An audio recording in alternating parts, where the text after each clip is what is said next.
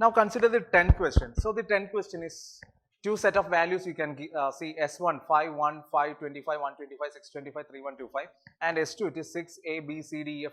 So there are two set of values given here and the question is what is the entry in the place of E for the sequence 2. So you need to write the value of entry of E. So look here, check the pattern here. This is A is what 5 raised to 0, B is 5 raised to 1 and corresponding to C it is 5 square, corresponding to D it is 5 cube and corresponding to E it is 5 raised to 4 times, right? And likewise for 6, what are the values? It will be 6 raised to 0, it will be 6 raised to 1, for B it is 6 raised to 1, for C it is 6 raised to 2 and for D it is 6 raised to 3 and for E it is 6 raised to 4 and 6 raised to 4 our answer will be what 1296. Option B will be our answer. Question number 11, it's actually a question based on syllogism and there are 3 statements and you can see 3 conclusions are given here.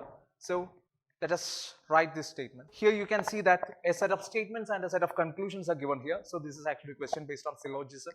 So some trees are papers, right? So let us check. Some trees are papers and it is saying that all papers are car, right?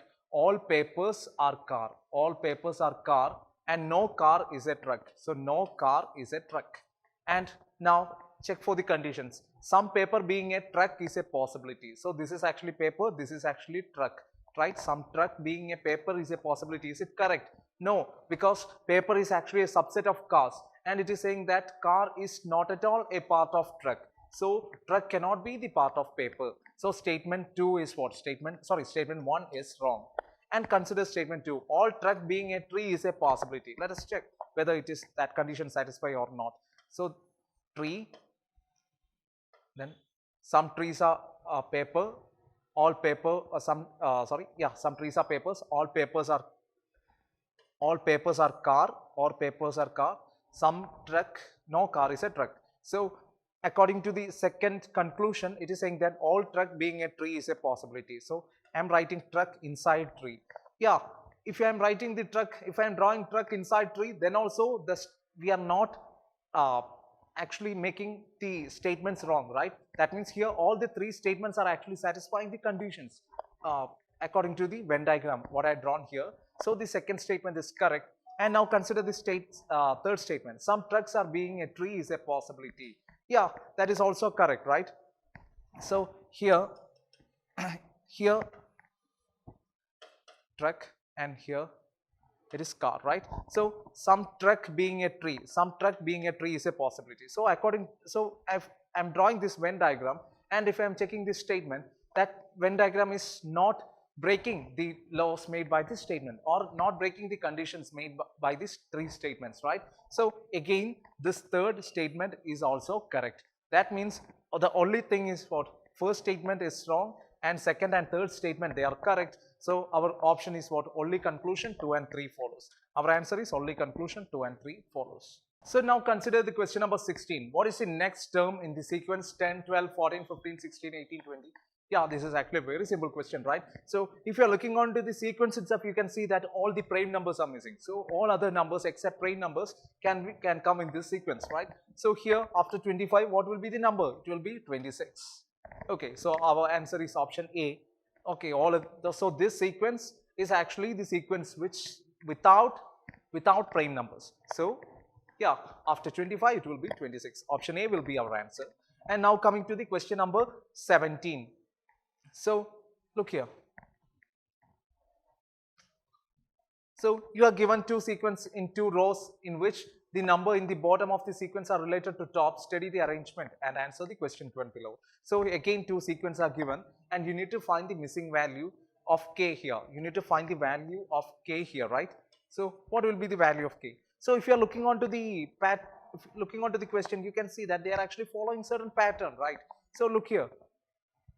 Below 3 it is 36. So you can write 36 as 3 square plus 3 cube, right? 3 square is 9 and 3 cube is what? It is 27, right? So 27 plus 9 it is 36. So likewise 4 square plus 4 cube, right? 4 square plus 4 cube. 4 square is 16 and 4 cube is what? It will be 64. So 64 plus 16, it is again 80. So likewise this pattern is going on. And for 5, how you can write? It will be 5 square plus 5 cube. So 5 square is equal to 25 plus 5 cube, it is what? 125. So 125 plus 25, it is 150. So our answer is option B, it is 150. Now consider question number 18. So in the question number 18, two statements and a question given below. Statement 1, the value of x plus y is an odd number, and statement 2, the value of x plus y plus z is equal to 10. And the question is what? If x, y and z are consecutive prime numbers, then what is the value of x into y into z? So here, this is again the statement and question kind of. So a kind of question. So two statements and a question statement is given. So you need to find whether statement 1 or statement 2 or both the statements are required to answer this question. So the question is what? If x, y, z are consecutive prime numbers, then what is the value of x into y into z? So here, if you are checking onto the question, you can see that this consecutive is actually a keyword, and again prime number is a keyword. That means this x, y, z are consecutive prime numbers. So what do you mean by consecutive prime numbers? The numbers that coming nearby, right? For example, 5, 7, 11. They are consecutive prime numbers, right? 11, 11, 13, then 17. They are consecutive prime numbers. So the prime numbers that are nearby, right? That comes adjacent. Okay, they are known as consecutive numbers. So here, the value of x plus y is an odd number. So the statement, so look here, the question is what? If x, y, z are consecutive numbers, then what is the value of x plus y plus z?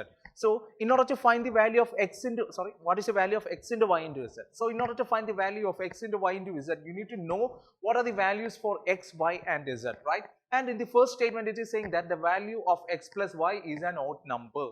So here, you need to know the condition that if you add an even number to an odd number, what number you are getting? Again, you are getting an odd number. If you add an odd number to an odd number, then you are getting an even number. If you add an even number to an even number, again you are getting an even number. But here, the value of x plus y is an odd number. That means here, in order to get an odd number, the x value or y value should be an even number. In order to get the sum of the value of x plus y as an odd number, either x value should be even or y value should be even. So here you know that in the prime numbers, in the set of prime numbers, you can see that only 2 is actually the only even number, right? 2 is the only even number in the set of prime numbers. That means here either x can be 2 or y can be 2. Since it is saying that they are the consecutive numbers, if I am assuming x as 2, then y should be what? Y should be 3. Okay, so here the value of x plus y is odd number, and from that statement itself we can say that x or y can be an even number. And we know that in the prime numbers, 2 is the only even prime number, and you can assume the value of 2 as x, then value of y will be what? 3, and value of z will be what? It will be 7, sorry, it will be 5, right? It will be 5. That because all the 3 x, y and z, they are consecutive prime numbers. So from the first statement itself, you got the values of x, y and z, right? 2, 3, 5. So from the first statement itself, you can get the answer for the question. And similarly, consider the second statement. The value of x plus y plus z is equal to 10. And it is saying that x, y and z are consecutive prime numbers. So consider the prime number 2, 3, 5. So if you add the numbers of these 3 prime numbers, sum of these 3 prime numbers, it will be 10. That means the statement 2 alone can answer the question. That means here either statement 1 or statement 2 is sufficient to answer this question. So our option is what? Option option E, either statement 1 alone or statement 2 alone is sufficient to answer this question. So that's actually another simple question. So how to solve this question? Question number 19. 5 men and 10 women can do a piece of work in 6 days, and 8 men and 40 women can do a piece of work in 4 days. In how many days 5 men and 5 women can do the same piece of work? So how to solve this question? Yeah, it is very easy. So look here, 5 men and 10 women can do a piece of work in 6 days, right? 5 5 men and 10 women can do a piece of work in 6 days. 8 men and 40 women can do a piece of work in 4 days. And in how many days 5 men and 5 women can do the same piece of work? So how to solve this question? 5 men and 10 women can do a piece of work in 10 days, right? 5 men and 10 women, right? 10 women can do a piece of work in how many days? Piece of work in 6 days, right? 6 days. So here, so next statement is what? 8 men and 14 women. 8 men and 14 women can do the same piece of work in how many days? Same piece of work in 4 days, right?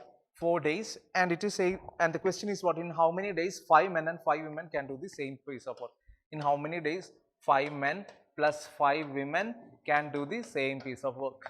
So 5 men and 10 women can do the work in 6 days. 8 men and 40 women can do the work in 4 days. And 5 men and 5 women can do the same piece of work in how many days? So this is actually a very simple question, very direct question based on the work and time. So how to solve this question? So 5 men and 5 women can do a piece of work in 6 days. So here I am assuming the total, here I am assuming the men's efficiency. Okay, men efficiency as M and women efficiency as W. So men efficiency as M and women's efficiency as W. So 5 men and 10 women can do the work in 6 days. And you know that work done, net work done is equal to what? Efficiency into time. So according to this equation, you can actually convert this statement into this form of equation. So let the work, first case, work will be what? Well, let us assume that the work done for the 6 days by 5 men and 10 women, let it be W1.